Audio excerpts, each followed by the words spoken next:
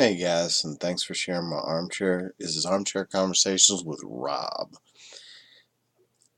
A little earlier, I was talking about paradigms, and I wanted to put a part two on that, a little addendum, as I say, to that, to give you some examples of what I mean by creating new ones and modifying and dropping stuff. And we'll talk about everybody's favorite subject, which is money, or at least a touch of it. Um, how many of you guys, when you had trouble with your finances, instead of trying to find a way to make more money to bring you up, did you cut back instead? If you weren't going to bring home the kind of money that you thought you were going to bring home, instead of keeping your standards the same and trying to find a way to grow, how many of you cut back your standards to match your income? Say I, because I was one of those too, and I have been for quite some time. One of those paradigms I needed to modify or drop.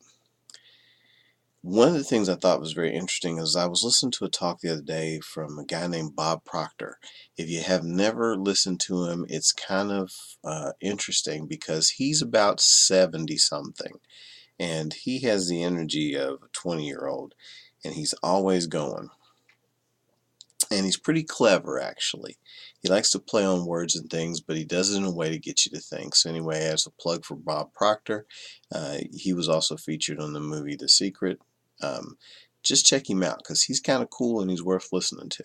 But one of the things he said the other day that I thought was very interesting, and I'm going to kind of borrow and modify and talk to you guys about today, was the fact that some of the more successful people that he has known, instead of lowering their standards to meet their income, that they would raise their standards or keep them the same and instead try to figure out how to come up to the standard rather than lowering it. So they tried to find a way to make more money instead of lowering their standards because they didn't have enough. And I thought that was interesting, but I think it goes back to thinking. And it's definitely a way to create a new paradigm. And so one of the other things that I thought was interesting that he talked about was the fact that basically,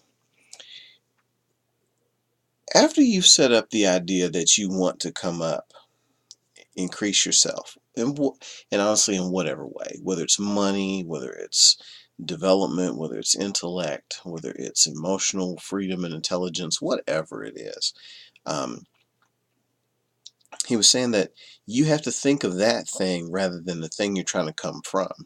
Because when you say you're trying to get out of debt, the operative subject of the word is debt, and that's what you're thinking about. And so that's where you stay because of the law of attraction. And what you think about expands into action. He's saying instead, think about how you're going to get to the level of success that you want, and don't think about all the reasons why you can't. Don't think about all the reasons why other people say you can't, all the reasons why you're going to be held back, and all the reasons why it's not going to work. Don't blame it on the economy or on your boss or on your friends or on your mom or on your child support payment, all you guys out there that know what I'm talking about.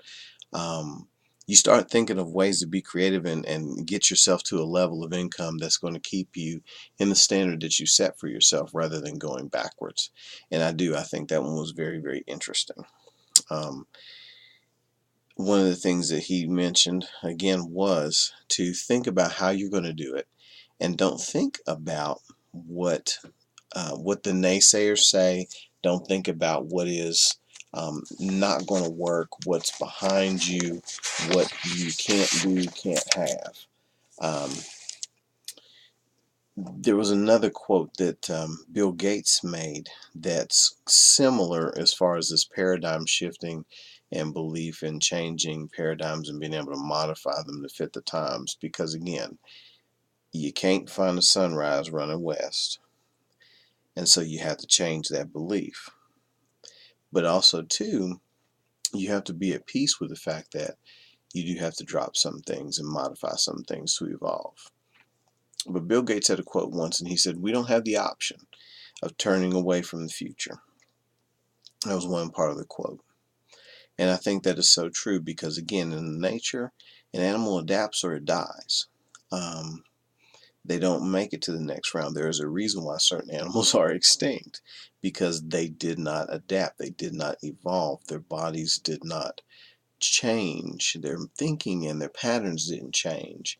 And people are no different. They're the same way. If you don't change your patterns of thinking and you do what you've always done, you'll get what you always got. And if you don't like that, then it's time to use this thing between your ears and think. Um, the other thing that Bill said was no one gets to vote on whether or not technology is going to change their lives. And I kind of feel like it's the same for belief systems and the way things are changing. Because let's face it, guys, I'm in the 40 somethings bracket, and the world is changing. And there was a time when things that are here today we never thought were going to happen. Um, and I'll give you one. I was a kid, about 12 years old. I'd say maybe sixth grade, getting in there somewhere. Went on a field trip to, I think, the electric company at that time. And this was back when, you had a lot of mom and pops and there weren't these big conglomerates that you had. So your electric company might be servicing just your state or just your city. And I remember walking by a computer terminal. And they were talking about this new program that they had just started trying, and it seemed like it was going to be a big help in their business and was going to do a lot of things better, they said, but they didn't know how long it was going to last because it was new and people didn't necessarily want to learn it, and they didn't know if it was going to be around. Even though it was a big help to them, they weren't sure that everybody was going to catch on to this. And you know what the program was? Windows 3.1. Yes, I'm dating myself. Windows 3.1. I actually saw it in action in an electrical company tour that I took with school as a kid. Back then, I was in a gifted program, and they took us on tours and trips to do certain things, just to expand our horizons, and that was something that I saw there. Who knew that at this point in time I'm going to be sitting here in front of a camera, goofing off and having a great time speaking to you from the comfort of my own domicile? Okay, being able to put my face on the internet, and so people can look at me, rate me, and give me feedback and criticism, or actually like me, subscribe to my page, maybe check out other products that I may be offering, so that I can earn an income and share some ideas that matter with people who care. Who knew? Okay, but being able to modify and change has allowed that to happen, and the world in general. And so I wanted to throw that in there as an addendum to the fact that you do have to sometimes get rid of old paradigms. You sometimes have to change or modify your beliefs, and sometimes, even though I've said that if things don't work, you have to drop some things, and that is true. But there are also times when you have to recognize the potential in something. Um, that's what a lot of the business entrepreneurs of today have done. And so we have to start thinking in a different way, because these people are running our world. And they have a different belief system than those of us that grew up in 1970 or below. Um, there are things we just don't cipher. And we're going to have to, in order to evolve and go with the flow and changing world that we live in. But anyway, so I just wanted to play a little bit and throw that stuff out there to remind you that paradigms are cool, but they sometimes are meant to be broken. Sometimes if they don't serve, you have to modify.